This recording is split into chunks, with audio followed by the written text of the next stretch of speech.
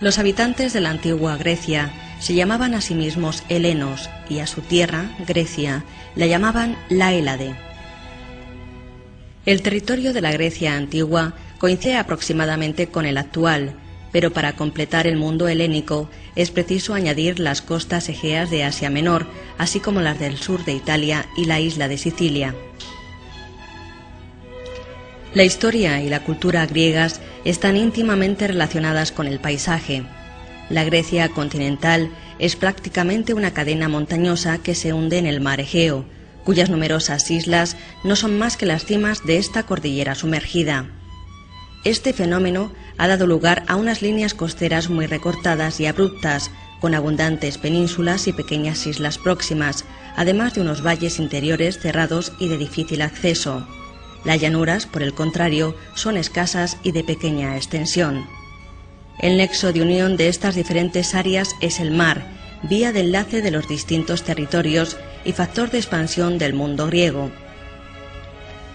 La escasez de terreno fértil obligará al griego antiguo a buscar nuevas tierras que alimenten a la población sobrante. De ahí la vocación comercial del pueblo heleno o la colonización de nuevos territorios que caracterizarán a la Grecia antigua.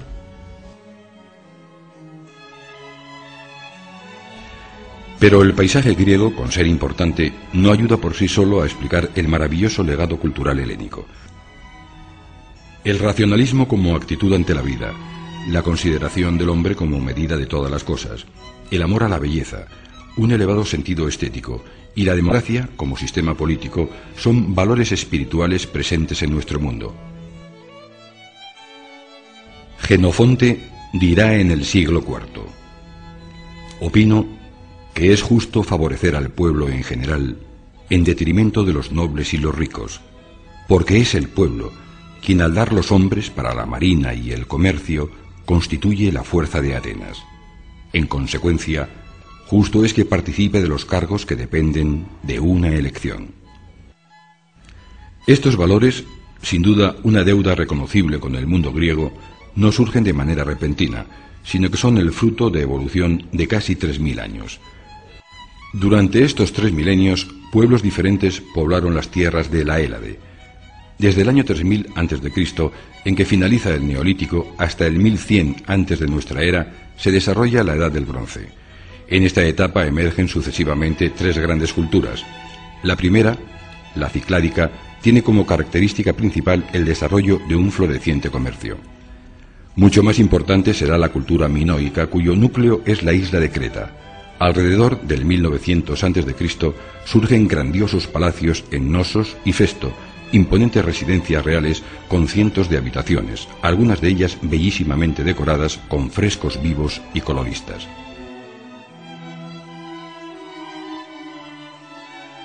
Los palacios cretenses señalan la aparición de un poder absoluto sustentado económicamente por una intensa actividad comercial basada en el intercambio de suntuosos objetos de artesanía. La civilización minoica presenta una religión en la que tiene un lugar central una poderosa diosa de la fertilidad, a la cual estaba asociado el animal símbolo de Creta, el toro. Las creaciones artísticas cretenses expresan plenamente la fantasía y la inventiva de un pueblo pacífico, ciertamente hedonista, como prueban los frescos y los objetos suntuarios que se pueden apreciar en el Museo de Heraclión.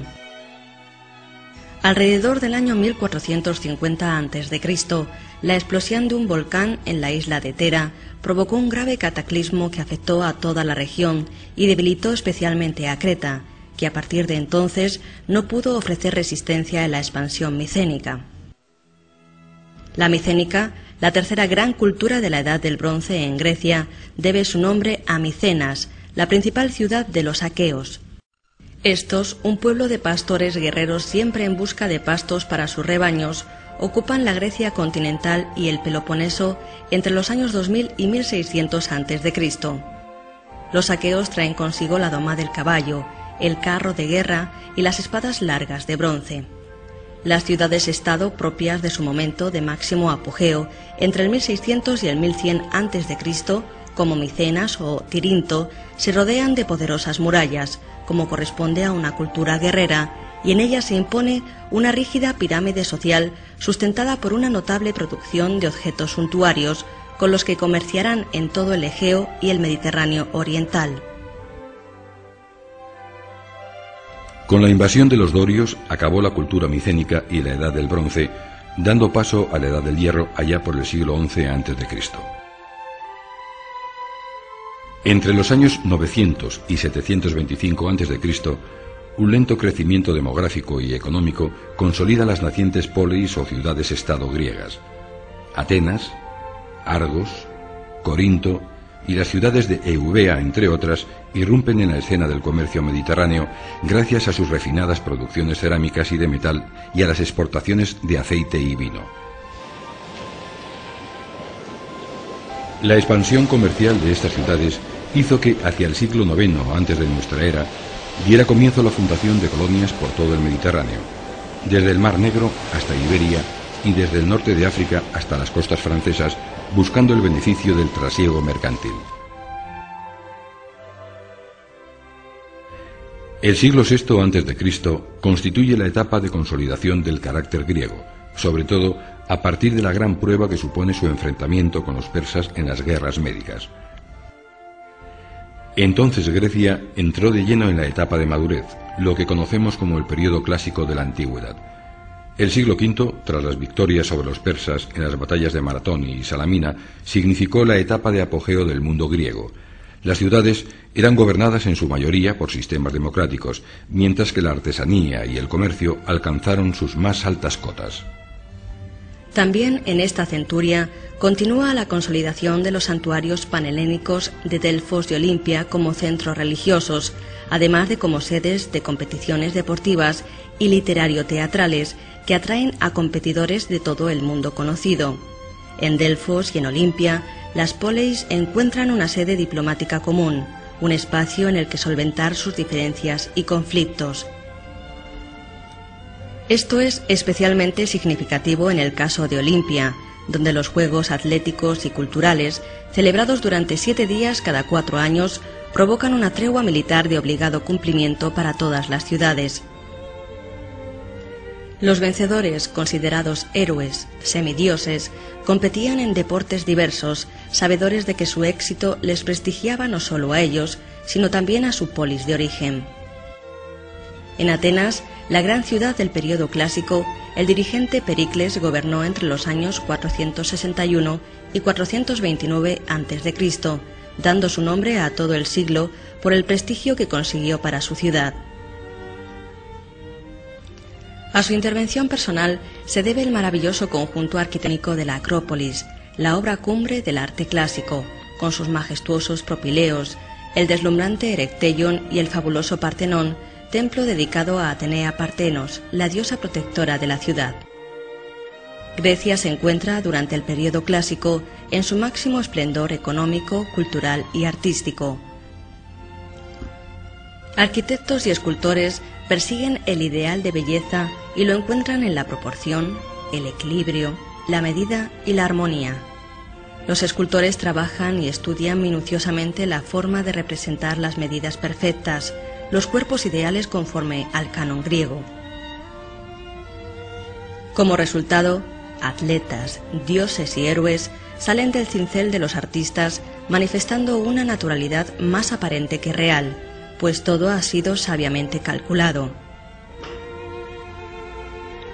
Los arquitectos, por su parte, levantan templos de finas proporciones y maduran sus construcciones hacia formas y estructuras de exquisita armonía, que se exalta la grandiosidad y el refinamiento decorativo, como queda de manifiesto en los cada vez más ricos e intensos frontones. No solo el arte, también la filosofía, la astronomía, la geografía o la física se benefician de esta efervescencia cultural. La razón, la lógica, se convierte en el motor del conocimiento y sitúa al ser humano al frente de su propia existencia, pues los sabios griegos consideran que la explicación mágica o religiosa por sí sola no bastan para entender el mundo, la naturaleza y la propia esencia humana. Muchas cosas hay admirables, pero ninguna es más admirable que el hombre, dirá el dramaturgo Sófocles. Sócrates, Platón, Aristóteles argumentan y crean escuelas, buscan la sabiduría a la que aman, son filósofos. El teatro es otra de las grandes realizaciones griegas, metáfora del mundo, de la vida cotidiana, de los mitos y los actos de los dioses. Las representaciones congregaban a miles de personas, pues tenían un significado no solo lúdico, sino ritual y filosófico. Esquilo, Eurípides, Aristófanes o el ya mencionado Sófocles escribieron obras que aún hoy producen admiración. La perfecta acústica de los teatros, como el de Epidauro, permite a los actores hacerse oír más lejano de los 15.000 espectadores presentes, convirtiendo al público en parte integrante de la obra. La hegemonía de Atenas en el siglo V a.C., su expansionismo imperialista, provoca rebeliones y conflictos contra la política ática en todo el mundo griego. La rivalidad con Esparta, Corinto y otras ciudades desencadena la guerra del Peloponeso, que durará 30 años y de la que Atenas saldrá derrotada. Esta lucha provocó una transformación del mundo clásico, aunque este aún se prolongará hasta el año 338 a.C., en que Alejandro Magno, hijo de Filipo, un monarca procedente de Macedonia en el norte de Grecia, conquistará a todas las ciudades-estado y organizará el imperio griego. Alejandro reanuda con fuerza la lucha contra los persas, emprendiendo una marcha triunfal que le hará conquistar Egipto, llegar incluso hasta la India y formar el primer imperio universal de la historia. Tras la muerte de Alejandro en el año 323 a.C., el imperio se divide en reinos, ligas y pequeños estados, pero la civilización griega antigua, aún en su etapa final, conoce un periodo de esplendor, el helenístico. Aunque Atenas sigue manteniendo su prestigio cultural y artístico, otras ciudades como Antioquía, Rodas, Pérgamo, Mileto o Alejandría se convertirán en centros culturales de gran importancia. Arquitectura y arte tienden ahora a la grandilocuencia, a la búsqueda de la emocionalidad, al lujo exaltador del poder. La fuerza de Grecia y de su arte es tal que, pese a su definitiva caída bajo el dominio de Roma, en el año 146 a.C., el lenguaje helenístico sobrevivirá con éxito hasta la llegada de Augusto al poder, hasta el punto de convertirse en parte de la expresión romana. Fundamento, esencia, alma de la cultura y el pensamiento occidental, la Grecia antigua es parte fundamental del Mediterráneo y de Europa, raíz de la civilización. El paso del tiempo, Cronos implacable, deja a la piedra como principal testigo de lo que un día fue. Pero la fascinación ejercida durante siglos se mantiene aún hoy viva, pues, como escribió sobre Grecia un viajero del siglo XVII, la mente se fascina, el cuerpo desfallece y los ojos se deleitan y humedecen.